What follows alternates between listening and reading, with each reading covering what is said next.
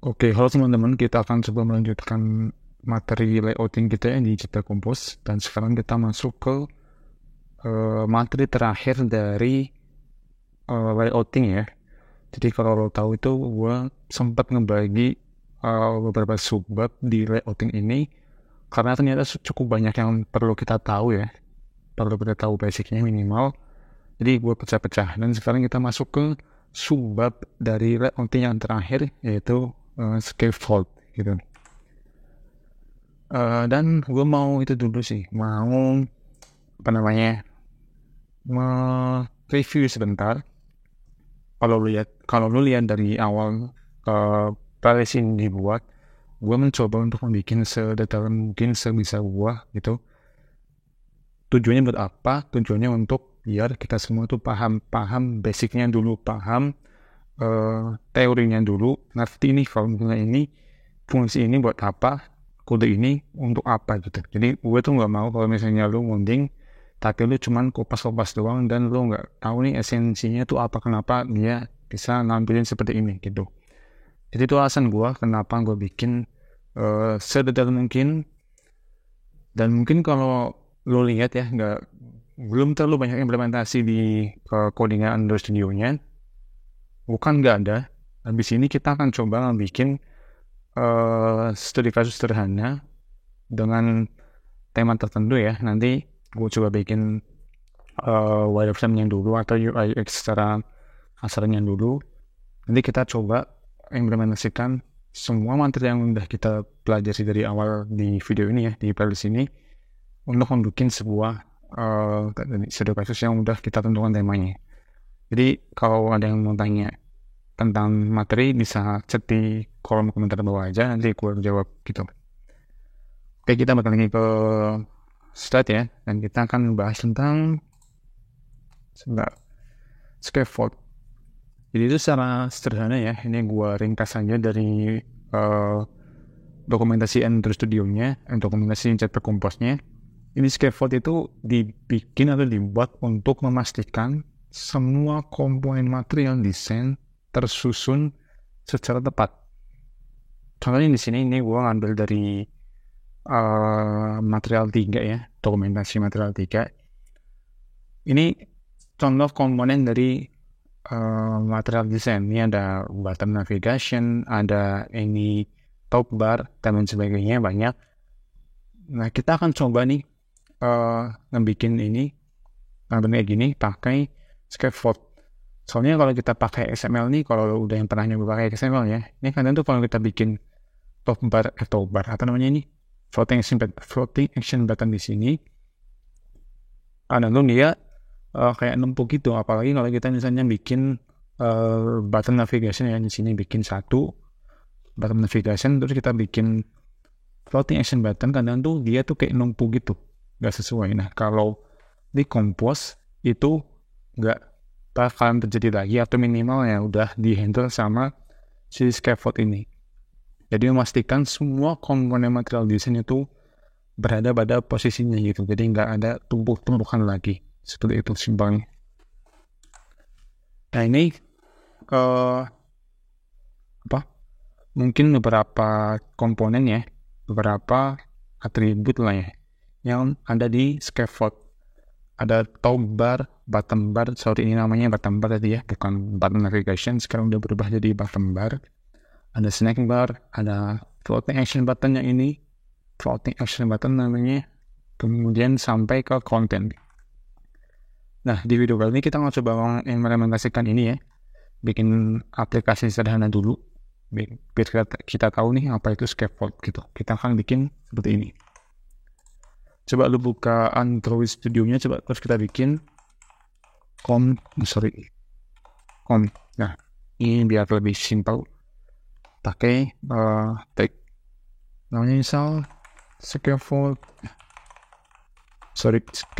review, scaffold sample. Oke, ini udah. Terus kalau biasanya langsung bikin reviewnya, misalnya namanya scaffold sample preview. Ini contohnya aja lah ya, ini biar lebih gampang aja. Nah, di sini kita coba bikin nih, tulisin aja scaffold ini, scaffold. Klik enter, dia akan import file baru. Oke, ini karena dia masih eksperimental, jadi dia itu perlu ditambah anotasi dulu. Ini diklik aja. Nah, seperti ini. Ini kita fokus di sini dulu ya, komponen atribut dari scaffoldnya. Kalau lu lihat di sini tuh ada beberapa nih, kayak yang di slide ya, ada top bar sampai content. Coba kita bikin dari top bar dulu. Top bar, dia itu akan mengambilkan sebuah objek, kita kasih kurung perawal dan kita enter biar lebih rapi. Tuliskan top add bar ini. Title-nya kita isiin teks pada compose begini, misalnya my scaffold ini ya udah. Nah, ini udah berhasil bikin satu komponen top bar. Ini kita enter aja biar lebih enak ini sih, biar lebih rapi gitu.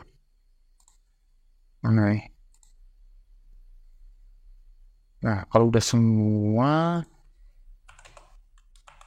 coba di sini kita bikin lagi top bar, terus kita coba nyendak lagi lah ya, top bar, kemudian ada floating action button.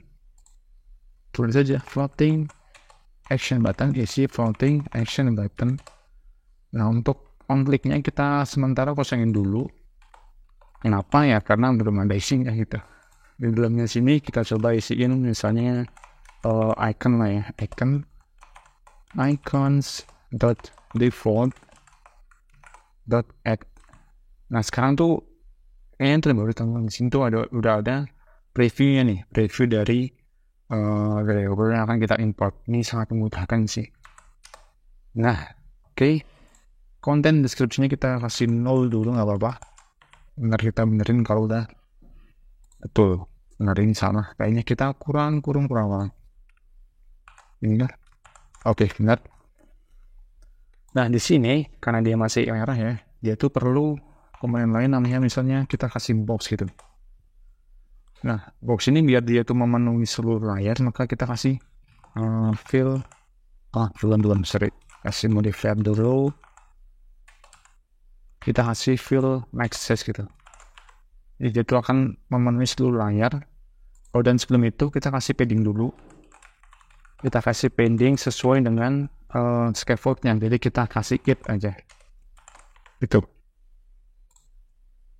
Box di sini. Oke. Nah, sini kita kasih misalnya teks gitu ya, teks hello compose kayak gini misalnya. Coba kita tunggu render selesai dulu. Nggak bakalan tampil karena kita belum manggil ininya, sorry. Kita panggil di sini, kita panggil dari nama temanya basic.temp, masukin scaffold.